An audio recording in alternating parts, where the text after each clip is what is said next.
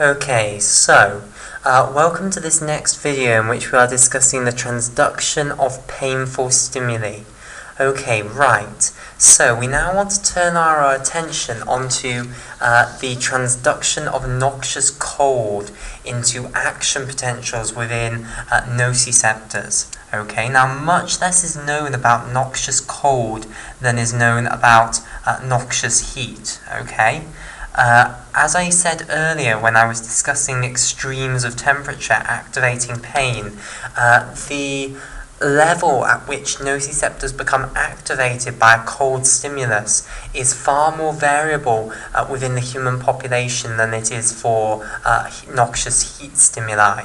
Okay, so for noxious heat stimuli, the set point is around 42 degrees Celsius, where if you go above that, it will activate nociceptive neurons and they will trigger a pain response within the human.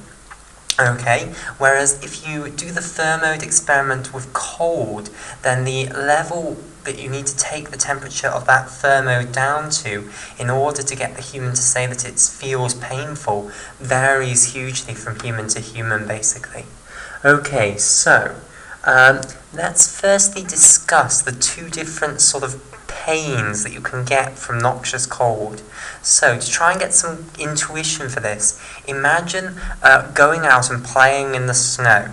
Okay, well, it's fun for the first 20 minutes until your gloves get soaked through, basically, and then what do you feel? What do your hands feel like? Your hands feel awful, and there's two sort of types of pain that you feel. One is a sort of achy pain, okay? So there's the ache, okay? But the other is a sort of burning pain, okay? So the hands do feel as though they're burning. If you go out and play in the snow, your hands will feel as though they're burning. Now, why is that? Okay, we need to explain these two different types of pain, the ache and then the burning. Okay, and what we're going to see is that the burning, at least what we think causes the burning, is that we activate a channel, a nociceptor, on the same neurons as you find TRPV1. Now remember, TRPV1 was a nociceptor which sensed two hot stimuli. Okay, so if you activate TRPV1, it activates these nociceptors which the TRPV1 channels are on, and they're going to fire and they're going to send the messages to the brain that you've got a burning stimulus. Okay, if you activate those same neurons, even if it's by a channel which activates because of cold, then you're going to feel burning all the same. Okay, so we'll come to how we experience the burning later. Let's firstly start off with the achy pain. Okay, so this is much sort of less specific. Okay, so burning, we need these nociceptors to be on the same neurons as the TRPV1, basically, in order to trigger that same response. Whereas achy pain, it could be anything, basically. We don't know that it's necessarily because it's too cold. Okay, right. So the channel which is believed to underlie the achy pain is a channel called TRPM8. Okay, right. So TRPM8 stands for the transient receptor potential menthol receptor 8, if you like. So the transient receptor potential. So whenever you see TRP, that stands for transient receptor potential. And then the M stands for menthol. Okay, because these receptors are actually sensitive to menthol, and then 8. Okay, so basically these are an ion channel, and they're very similar to the other ion channels that we've seen, such as TRPV1, TRPV2, TRPV3, TRPV4. Okay, so they're usually closed. Okay, however, in the presence of a cold stimulus, so this is a cold stimulus, you can induce the TRPM8 to open, and once it's open, it's a non-selective cation channel, an NSC channel. Okay, and I was about to write Chanel there. An NSC channel, a non-selective cation channel. Okay, so as discussed before, at the normal resting membrane potential that you have across cell membranes, the two important movements that you're going to get through here are sodium ions and calcium ions, and they are going to be your depolarizing current, which will come into the axon terminal, cause that receptor potential, that blip in the electrical potential difference across the cell membrane of the axon terminal, and then they will diffuse into the axon, and they'll arrive at this place where we're going to initiate the action potential, which, remember, isn't fully known where that is, but it's suspected that it's very close to the axon terminal. And now you'll fire an action potential down the axon and up to the central nervous system. Okay, right. Now, there is one flaw in this sort of great speculation, which is that menthol activates the TRPM8 channel. Okay, so let me just show you the structure of menthol. So basically, menthol is based on a cyclohexane ring. Okay, so you've got 6 carbons linked together by single bonds. Okay, now off of this 6-carbon cyclohexane structure, you then have a methyl group, and the optical isomerism of this molecule becomes important. So the methyl group is going to come out of the page towards us off this carbon up here, and the hydrogen that will also come off that carbon will go into the page away from us. Okay, so here's a methyl group coming out of the page towards us. Okay, also coming off the cyclohexane ring, you're going to have an alcohol group coming off this carbon here, and again the optical isomerism is important. This is a chiral center. This alcohol group is coming out of the page towards us, and the hydrogen is going into the page away from us. Finally, off this group here, you're then going to have a bond that goes into the page away from us, and this will have a carbon here, which will then have 2 methyl groups coming off it. Okay, so a methyl group to here, a methyl group to here, and then of course one final hydrogen. Meanwhile, the hydrogen that comes off this carbon here will be coming out of the page towards us. So the important thing is that these 2 groups are on one side, and then this group is going onto the other side. Okay, so that's an important optical isomerism point there. Okay, so this is the structure of menthol. Now, menthol is found in mint, so it will be in toothpaste, basically. And it produces a pleasant sort of cooling sensation. It does not produce a painful sensation.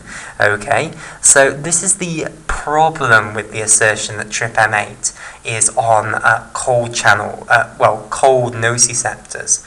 Okay, what we know it is on, from this basic experimental evidence here, is we know it's on non-nociceptive neurons which sense cold. So not all neurons which sense temperature are nociceptive neurons, okay? They don't all cause pain.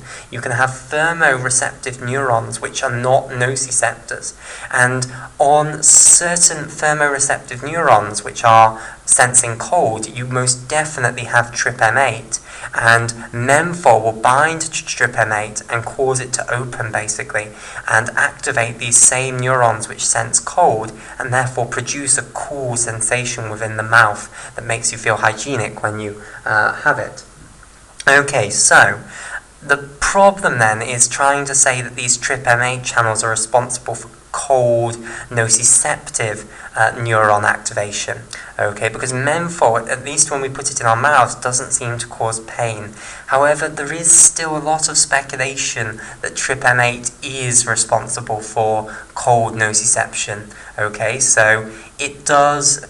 That's our best guess at the moment, that this is on cold nociceptors. It will open in response to cold, and then cause a receptor potential within the axon terminal, which will then trigger action potentials. And it's thought that that will underlie the ache that you get due to noxious cold. Okay, so TRPM8 is kind of just our best guess at the moment. We just don't really have anything else. Okay, so as I say, there's much less known about noxious cold nociception than there is noxious heat. Okay, right. So let's now move on to this burning sensation, and this is more interesting. Okay, so this we think is due to a channel called TRPA1. Okay, so again, transient receptor potential A1 this time.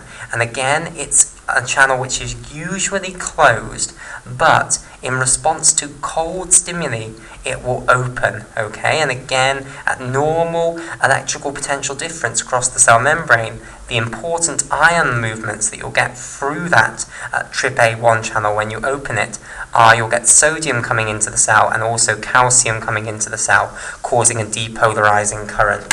Okay, so this is our TRPA1 here in blue. Right, okay, so how does this underlie the burning sensation then that you get due to noxious cold?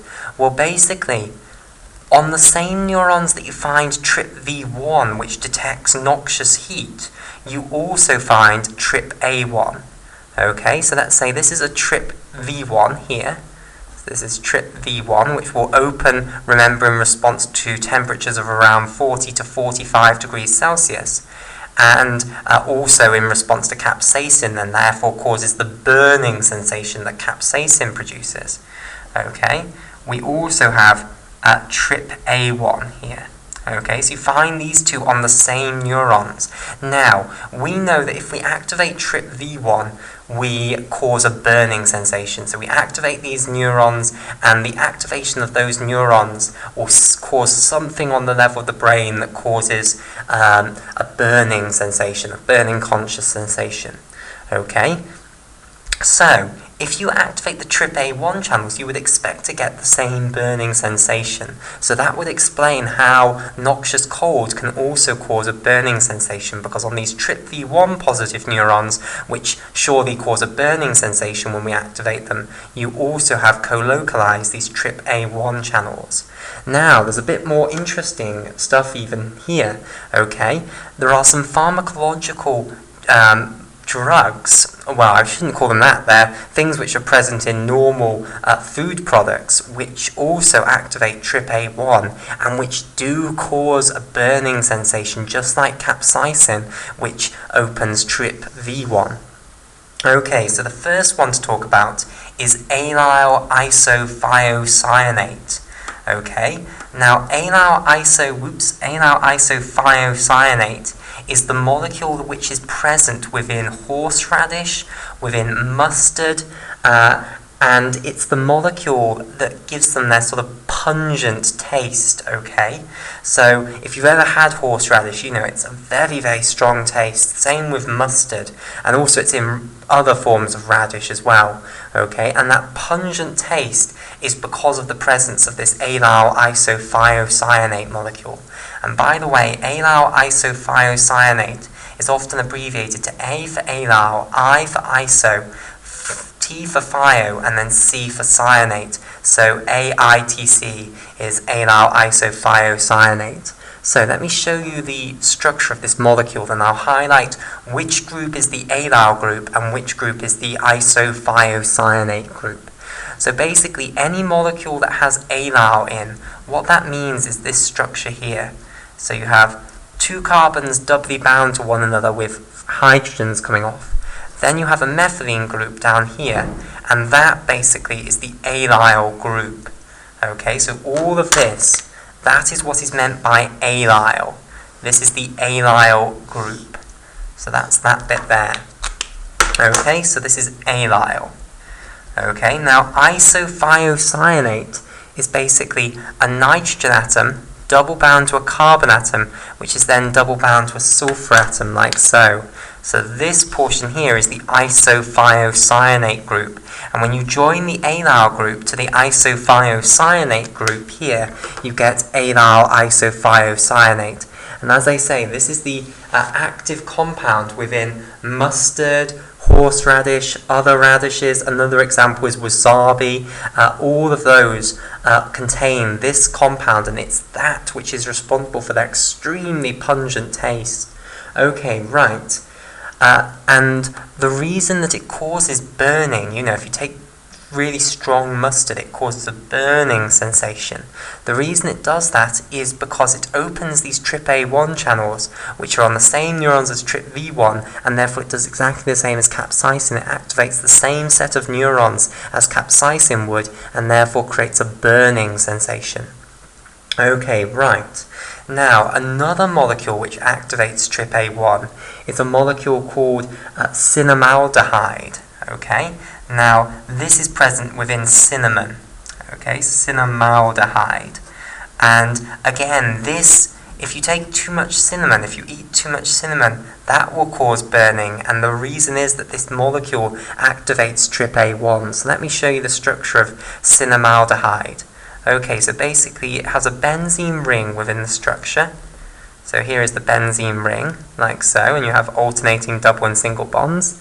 And then you have a 3-carbon structure coming off on the side here, like so, with a double bond there. And then this final carbon over here is involved in an aldehyde group. So it has a carbonyl group with then a hydrogen coming off here. And when you draw aldehyde groups, even in skeletal formulae, it's conventional to put the hydrogen there rather than obeying strictly by the skeletal formulae rules. So cinnamaldehyde, which is an ingredient with, well, one of the molecules within cinnamon, okay, and that should have an extra N there, I think. Never mind, cinnamon, okay. Basically, this causes a burning sensation if you eat too much cinnamon because of its activation of the TRPA1 channels, which are on the same neurons as the TRPV1 neurons, okay, and therefore triggers a burning sensation because, after all, TRPV1 senses noxious heat. Okay, so that's noxious cold done. In the next video, we'll turn our attention to noxious mechanical stimuli and then noxious chemical stimuli.